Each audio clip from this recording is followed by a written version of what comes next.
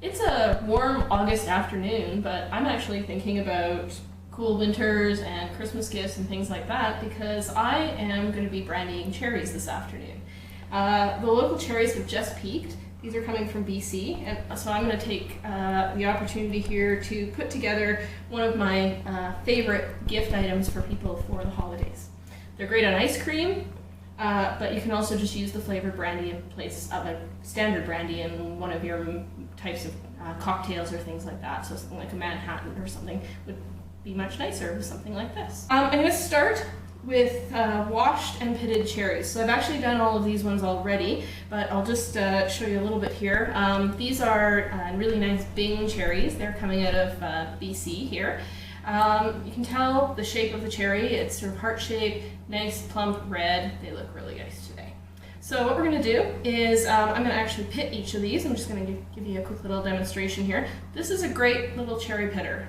I picked this up at a local hardware store. It makes life much easier if you can get a good cherry pitter to do your work for you. So just slip the cherry in, snap it out, pit's gone, add it to my collection. I'll just do a couple here for you.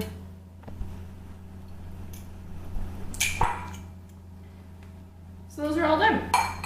Excellent. So we can actually get started. So in addition to these pitted cherries, you're also going to need your standard canning supplies.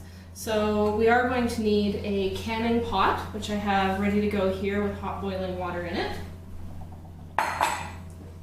I've also got a number of different sets of tongs, and I've got all of my mason jars that I've got ready to go. They've been washed, and these ones have been sterilized, so they've been boiled for about 5 minutes in the hot boiling water.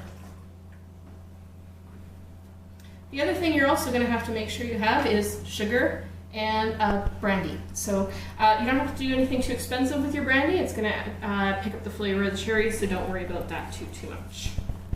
So a lot of people actually find canning kind of intimidating when they first start out.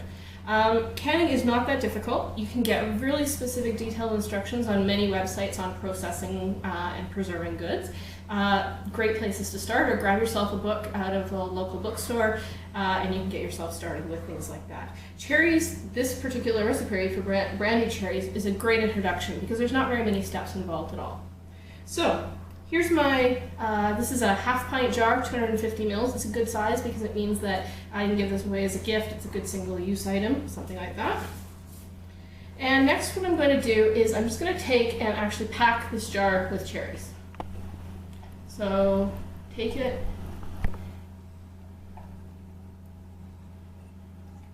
give them a little squish, but not too much. You don't want to break them, but you do want them to be nice and tight in the jar. If you put too many in, they'll push the jar up, lid on the jar up when you're processing, and it won't seal properly. The next thing you're going to do is you're simply going to add some sugar to your jar. Now, you need about half of the jar filled with sugar, so just give it a little shake, tap, tap, tap, tap, tap, to get the sugar down into the cherries.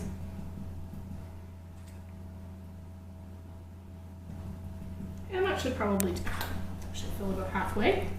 Last step is to just fill your jar with brandy.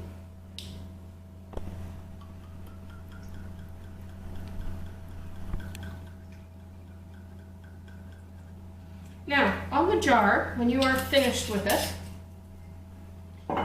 you need to ensure, first of all, there's a couple of things. One, again, if the cherries are popping up, give them a little push down. If they continue to pop up, you might need to take one out.